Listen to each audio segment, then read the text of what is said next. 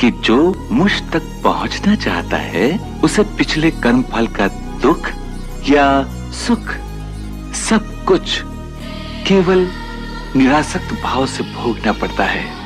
निरासक्त भाव से? हाँ, क्योंकि यदि उसमें आसक्ति आ गई तो फिर नया कर्म शुरू हो जाएगा। जहां नया कर्म आरंभ हुआ वहीं उसका कर्म फल रूपी भाग्य बनना शुरू हो जाता है और फिर कर्म से भाग्य और भाग्य से नए कर्म का नया चक्कर शुरू हो जाता है।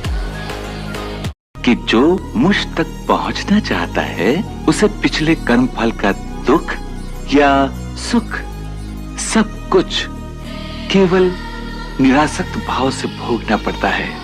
निरासक्त भाव से? हाँ, क्योंकि यदि उसमें आसक्ति आ गई तो फिर नया कर्म शुरू हो जाएगा।